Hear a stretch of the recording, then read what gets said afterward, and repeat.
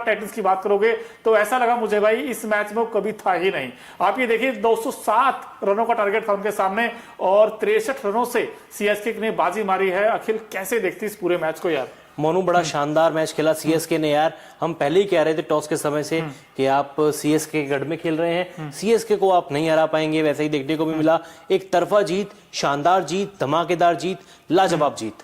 बिल्कुल लाजवाब जीत। और वैसे देखा जाए तो 206 रन बनाए थे सीएसके की टीम ने टॉस हारकर पहले बैटिंग करते हुए 206 रनों में।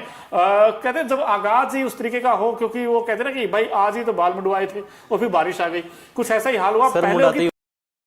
पहले और अंतिम गेंद पर जिसमें कि उमरजई ने एक अच्छी गेंद फेंकी, आउटस्विंग गेंद थी जिस पर एस गायकवाड़ का और वो कैच ड्रॉप कर दिया गुजरात टाइटंस के शाही किशोर ने, और वहां से पूरा मोमेंटम चेंज हो गया। और पूरे उसके बाद तो फिर जो मिला मौका वो फिर कहां बख्शने वाले थे। एक तरफ ऋतुराज गायकवाड़ का राज हुआ और दूसरी तरफ रविचंद्रन रविंद्र ने भी बड़ी शानदार बैटिंग की और दोनों ने बिल्कुल 62 रन जोड़ दिए पहले विकेट के लिए। उसके बाद तो फिर मोमेंटम सेट हो गया और फिर स्टार्ट जिसने किया रचिन और ऋतुराज ने उसका पूरा साथ दिया।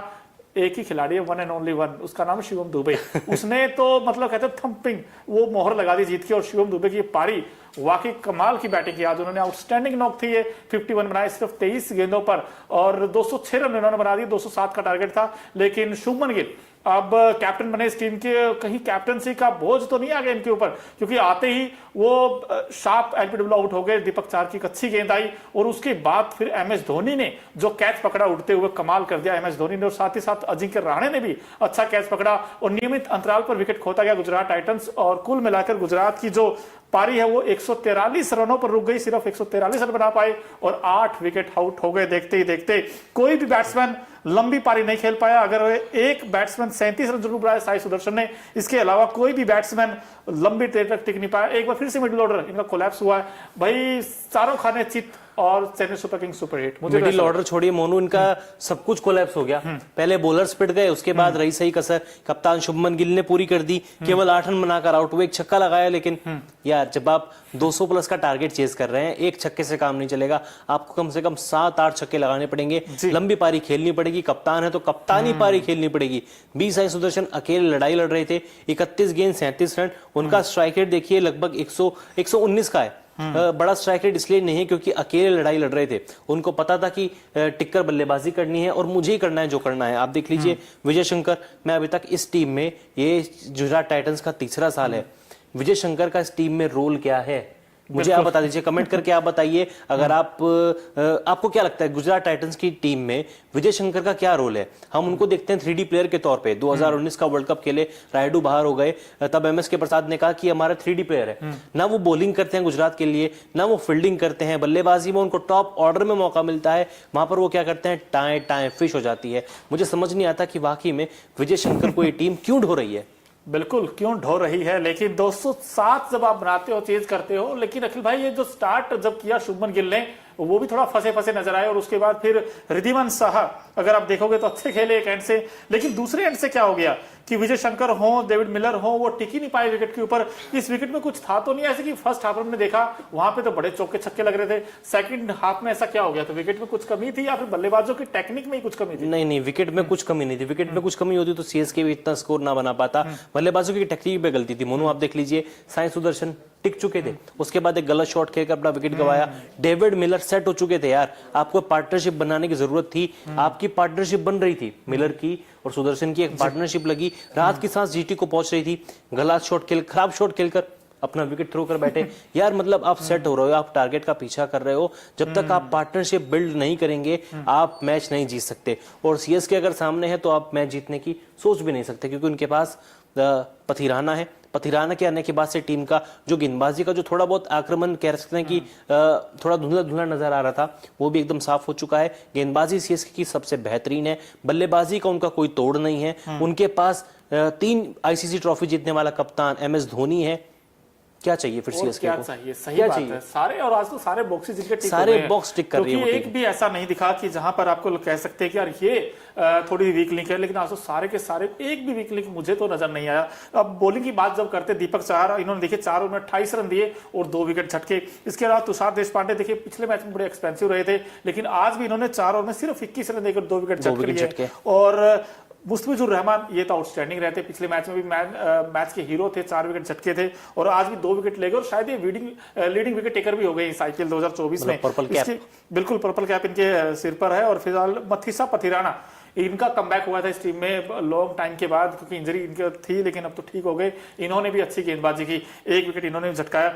लेकिन फिर वही बात आ जाती कि भाई आप जब 207 का टारगेट चेज करते हो अखिल जी, कम से कम आप फाइट तो करिए। वो फाइट स्पिरिट दिखी ही नहीं, वो फाइट स्पिरिट कहीं पे भी उनकी फाइट स्पिरिट नहीं दिखी। और मैं बार बार यही बात कह रहा हूं कि जब तक आप पार्टनरशिप नहीं लगाएंगे, टॉप ऑर्डर, यार सीधे सिंपल सा गणित है, अगर आप 200 प्लस का टारगेट चेज कर रहे हैं, आपको टॉप ऑर्डर से चाहिए कि 70-80 रनों की पार्टनरशिप मिले और स्टार्टिंग के 3 विकेट कम से कम 120 या 140 रन आपको जोड़ कर दें, तब आप कहीं ना कहीं अपने आप को संतुष्ट मानते हैं। अब आप देख लीजिए इस टीम का जो टॉप ऑर्डर था, कितने जल्दी विकेट गिरे। 28 पर पहला विकेट शुभमन गिल, 34 पर दूसरा विकेट रिद्धिमान साहा, 55 पर तीसरा विकेट और 114 पर आधी टीम पवेलियन लौट चुकी थी।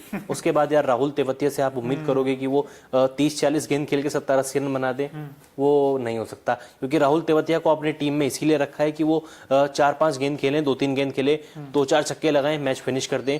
आप राहुल तेवतिया को अगर चाहते हैं कि वो मैच फिनिशर बन के उभरे, मतलब 30-40 गेंद खेलें, तो यार कम से कम आपको उनको और प्रॉपर मैच टाइम देना पड़ेगा। बिल्कुल मैच टाइम देना पड़ेगा। लेकिन दोनों टीमों को अगर आज के मैच में आप कंपेयर करोगे तो एक वो टीम गुजरात टाइटंस जो कैच छोड़ने के लिए जाने गई, लेकिन दूसरी टीम CSK की टीम जिसमें MS धोनी, अजिंक्य रहाणे ने, one of the most successful captain तो है ही MS धोनी, लेकिन कैच जो पकड़े ना, फिनोमिनल कैच पकड़ा अजिंक्य रहाणे डाइविंग करते हुए वो, और उसके बाद MS धोनी का कैच देखिए आप फ्लाइंग करते हुए, यार इन्होंने दिल जीत लिया। इसकी जो कैप्टनसी तो है ही ऋतुराज गायकवाड़ के अंडर, लेकिन इस टीम ने बेहतर करके दिखाया है। और कैचिंग विन मैचेस हम हमेशा कहते हैं, और कैच बड़े शानदार पकड़े दोनों के दोनों। इसके अलावा भाई गुजरात टाइटंस की हमने बात की बैटिंग की, लेकिन बॉलिंग को क्या हो गया आज 200 प्लस ज्यादा स्कोर, हम तो कह रहे थे स्लो विकेट है, इस पे तो आपको 170-180 तक रुकना चाहिए था। आज वो उमेश यादव की वो रफ्तार तो दिखी, लेकिन वो भी महंगे साबित हुए। राशिद खान भी ठीक है, 2 विकेट लगे, लेकिन वो भी 40 प्लस रन दे गए।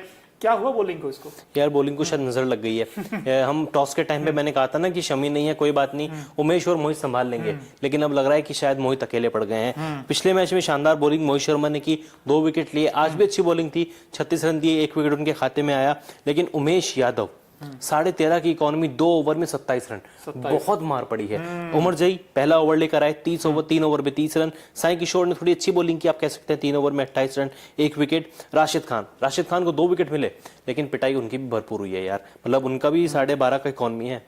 बिल्कुल 12.5 का इकोनॉमी है, लेकिन जो पिटाई हुई है और जो मार पड़ी है, उसमें एक ही बैट्समैन ने धूम मचाई है, उसका नाम शिवम दुबे है। भाई शिवम दुबे के आगे कोई गेंदबाज टिक ही नहीं पाता। पता नहीं यार इसके अंदर ऐसा क्या आ जाता है, जैसे T20 का नाम आता है, शिवम दुबे जब आते हैं और छक्के लगाते हैं, बारिश करते हैं छक्कों की, और मजा आ गया आज इनकी बैटिंग देखकर। अगर आप नीचे देखोगे तो डैरिल मिचेल ने भी अच्छा 24 बनाए, समीर रिजवी ने भी अच्छा, ये छोटी इनिंग खेली, लेकिन इस बंदे में भी स्पार्क है भाई, 24 बनाए, माफ कीजिएगा 14 रन बनाए, 6 गेंदों का सामना किया। और रविंद्र जडेजा नॉट आउट गए। कुल मिलाकर इनकी बैटिंग में डेप्थ भी है और अच्छी बैटिंग और बॉलिंग कंबाइंड परफॉर्मेंस आया CSK की टीम का। और अब ये CSK की टीम एक नई टीम और लगातार दूसरी जीत जब आ जाती है आपके पास, तो फिर तो भाई ऋतुराज गायकवाड़ का तो राज ही समझिए। मैच के बाद दीपक चाहर ने कहा है कि ऋतुराज गायकवाड़ हमारी टीम के लिए एक बेस्ट लीडर है, हमारा फ्यूचर सिक्योर है। यानी कि ऋतुराज गायकवाड़ ने भले ही बल्ला ना चलाओ, बड़ी पारी ना खेल पाए हो मतलब, लेकिन फैंस का और अपने टीममेट्स का दिल जरूर जीता है यार। ऋतुराज गायकवाड़ ने एक उदाहरण पेश किया है कि अब वो भी टीम इंडिया के फ्यूचर कैप्टन बनने की लिस्ट में शामिल हो चुके हैं। केवल आप शुभमन गिल को, अय्यर को या इनको मत आके, ऋतुराज गायकवाड़ भी अब उस लिस्ट में कदम रख चुके हैं। शानदार कप्तानी की, हालांकि कप्तानी मुझे शुभमन गिल की भी अच्छी लगी, बस बल्लेबाजी